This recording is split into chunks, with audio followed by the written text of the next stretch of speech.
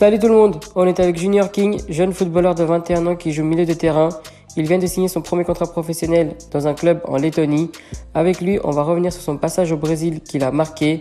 On va également évoquer son arrivée en Lettonie.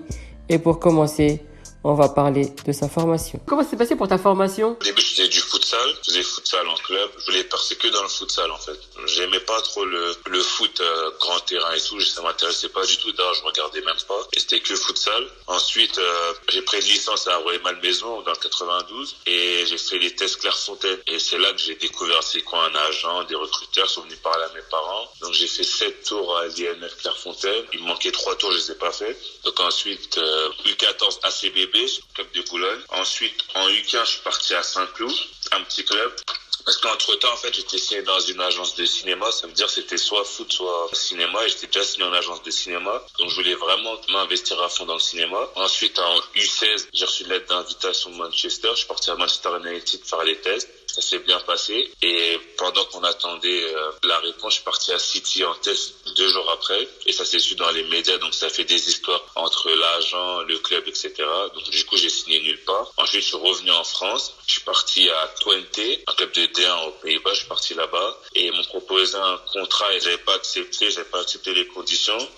Donc du coup, je suis revenu et là, il y a le consul de France au Brésil qui m'a envoyé des messages sur Messenger pour me dire qu'il voulait que je vienne au Brésil pour jouer. Je suis parti à Atlético Paranaense, un club de D1. C'est le plus beau centre de formation d'Amérique latine. Je devais signer 3 ans, mais dès que je suis parti là-bas, en fait, on avait un tournoi directement. C'était la Nike Cup. Et j'ai fini 2e meilleur joueur de la Nike Cup. Et du coup, c'est là que Santos, Flamengo et tout, ils m'ont fait une proposition. Et c'est comme ça que j'ai accepté de rejoindre Santos.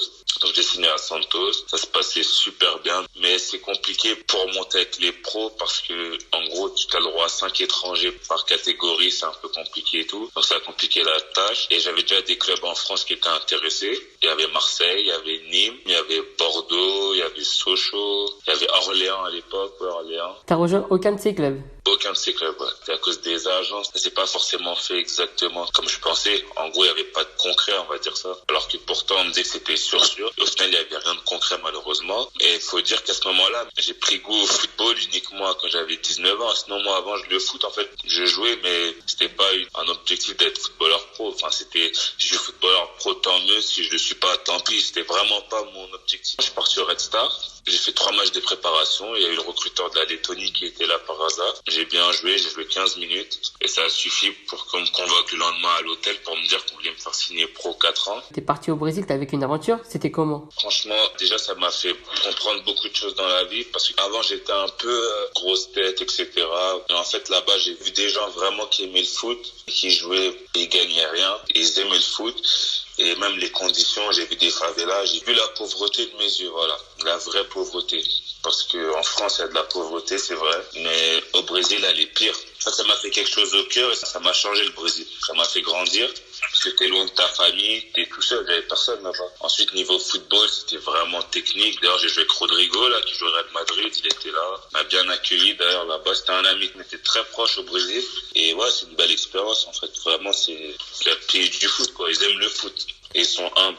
Ça te change de la France? Ah oui, ça change tout. C'est un autre monde, en fait. C'est pas pareil. C'est vraiment le football qui est une religion là-bas? Oui, là-bas, c'est vraiment une religion. Tu regardes même les stades. Tu vois, nous, quand on jouait en U18, le stade, on jouait devant 7000 personnes, 6000 personnes. Alors que c'est un match du centre de formation. Et les pros, quand les pros jouaient, t'avais des frissons. Tu vois, le stade, il était rempli. Il créait de la première seconde à la dernière seconde. Par exemple, je parlais à des Brésiliens. Pour aller voir un match, et ils vont vendre des fruits au marché pour avoir assez d'argent pour payer un billet. C'est quoi les grandes différences techniques ou même footballistiques entre la France et le Brésil? Tout.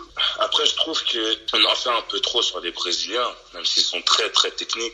Mais les Français, on n'est pas ridicules. Là-bas, quand je suis arrivé, ils se sont dit, ah ouais, il est technique, lui. Genre, ils étaient étonnés. Mais en fait, j'avais envie de leur dire qu'en France, même tu regardes un match d'excellence ou de deuxième div, il y a des joueurs aussi techniques, tu vois. Et ouais, ils sont très techniques, mais les Français, on n'a rien envie, vraiment. T'as dit que t'es passé par les 2 Manchester, t'as passé des tests là-bas. Pourquoi ça s'est pas fait? Parce que je veux que j'étais parti à Manchester United de base pour le test et que c'était pratiquement concluant. Pour faire remonté les enchères, ils m'ont envoyé à City, les agents, 2 jours après, sans qu'United ils soient au courant. Et vu que c'est 2 villes, c'est la même ville, tout le monde se connaît. En plus, l'agent qui m'a emmené, il est très connu, j'ai pas envie de dire son nom. Donc ça fait des histoires, quoi. Et après, ça s'est pas fait. Mais bon, à l'époque, j'étais pas aussi bien entouré.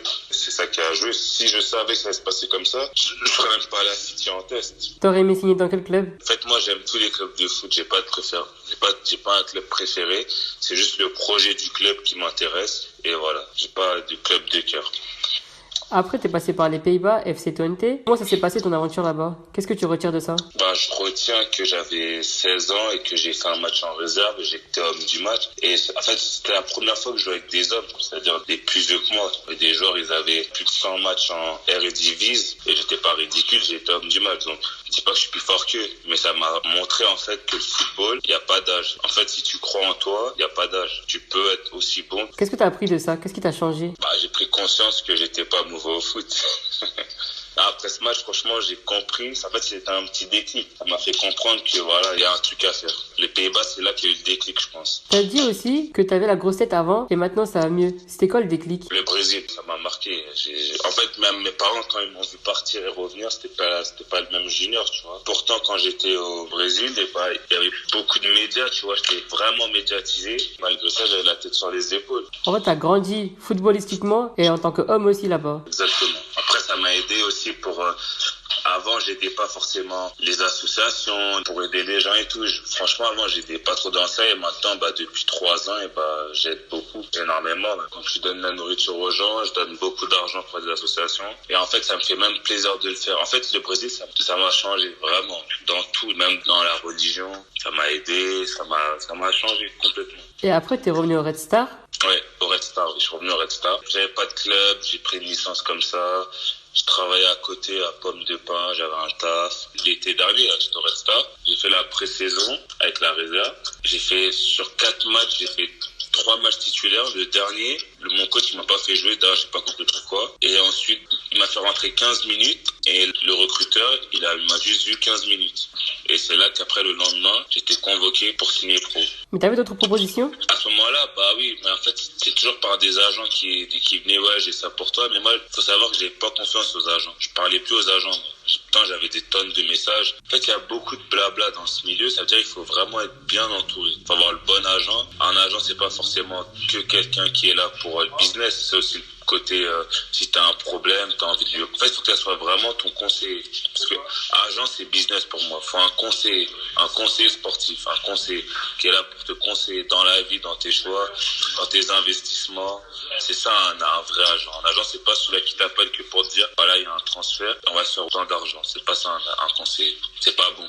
Ce que je dis aux jeunes qui me posent des questions, c'est quoi un bon agent? Je leur réponds toujours la même chose. Et pourquoi t'as choisi la Lettonie du coup alors? Parce que déjà le projet il était intéressant, en plus ils se sont fait racheter. Après financièrement aussi c'était intéressant. Et aussi parce que le club est qualifié pour les barrages de la Ligue Europa. Comment t'as été accepté par les joueurs et les dirigeants de là-bas? Mon agent c'est du club, donc ça facilite les choses dans l'intégration. Après, je pense que si t'es bon sur le terrain, ils t'acceptent, tu vois. C'est aussi ça, c'est le terrain qui parle en fait. Si t'es pas bon, ils vont pas t'intégrer aussi rapidement. Et c'est le terrain qui parle. Après, je suis quelqu'un d'ouvert, je parle plusieurs langues. Donc déjà, parler plusieurs langues, je pense que ça aide aussi pour la communication, surtout l'anglais, pour se faire dans un vestiaire. Parce que si t'es un Français, t'arrives en Lettonie, tu parles pas anglais, tu vas pas réussir à t'adapter, ça va être très compliqué. Donc je pense que la langue, ça a aussi aidé. Après, je suis quelqu'un d'ouvert. Et du coup, t'as disputé ta première saison cette année? Ouais, là, on devait commencer le championnat en mars. Il a été reporté à cause du coronavirus. Donc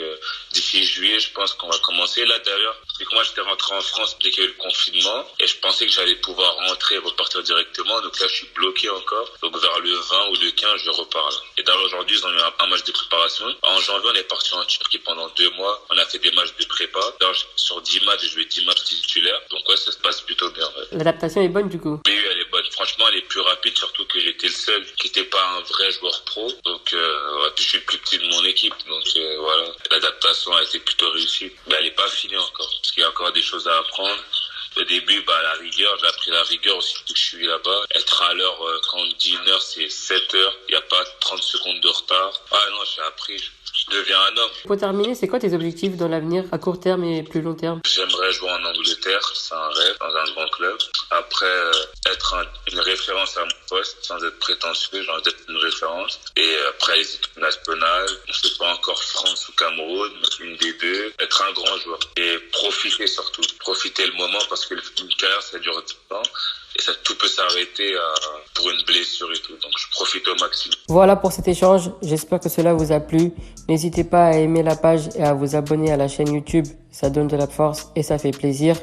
Je vous retrouve très bientôt pour d'autres interviews. En attendant, n'oubliez pas que quand on veut, on peut.